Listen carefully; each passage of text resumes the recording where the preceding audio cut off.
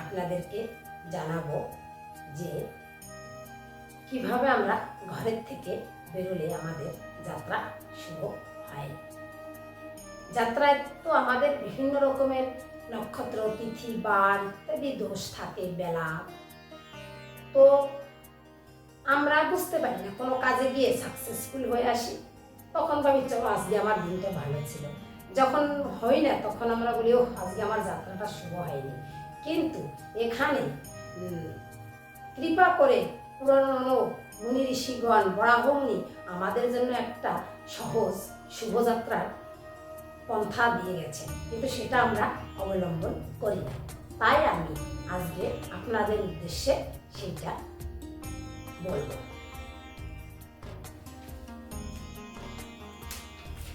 যাত্রা তত্ত্ব।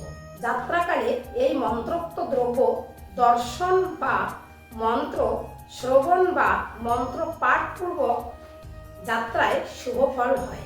ধরেন আমার বাচ্চা, সে বলতে পারে না, তো আমি তাকে শ্রবণ করাতেও পারি এবং দেখাইও দিতে পারি। যেমনটা জ্যোতিষের মতে যাত্রায় শুভ দিন নাই হয়, তথাপি তরিত যাত্রা না করিলে নয়। তাহার বিধান কহি করহ শ্রবণ, বরাহ মুনির মতে যাত্রা প্রকরণ। বার তিথি যোগ আর অনুরক্ত নক্ষত্র, দোষাদোষ নাহি কিছু, সর্ব শুভ পত্র। রবিবারে যাত্রাকালে শিরে দিবে কর, কর মানে আমাদের হাত, শিরে দিবে কর। সোমবারে পরস্পর্শ করিতুণ্ড পর। মঙ্গলে গলায় হাত, বুধেতে উদরে। বৃহস্পতিবারে পার্শ্বে, শুক্রে কর্ণ করে। শনিবারে পৃষ্ঠে হাত, যাত্রায় নির্ণয়। অসাধ্য সুসাধ্য ইতে হইবে নিশ্চয়। বাধাদি টিকটিকি হাঁচি, তৈল পসার। আমাদের যাত্রাকালে যদি তৈল পসার আমরা দর্শন করি তো আমাদের যাত্রা অশুভ হয়, মানে তেল রাখার পাত্র।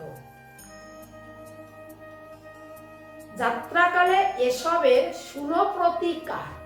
বাম পদাঘাত ঘুমে করি 3 বার, যথা ইচ্ছা তথা যাও মুনিবাক্য সার। আমাদের বাম পাটা দিয়ে মাটিতে এমনিভাবে 3 বার আঘাত করে আমাদের বেরিয়ে যেতে হবে। তো এভাবে আমরা ঘরের থেকে বেরোলে যথা ইচ্ছা তথায় গেলে, যে কাজে গেলে আমরা সে কাজে সাকসেসফুল হতে পারি, এটা মুনি বাক্যে বলা হয়েছে। হরে কৃষ্ণ, জয় রাধেশ্যাম। আপনারাও মেনে চলবেন, বহুতই সংক্ষেপ আছে এবং সবাইকে জানাবেন।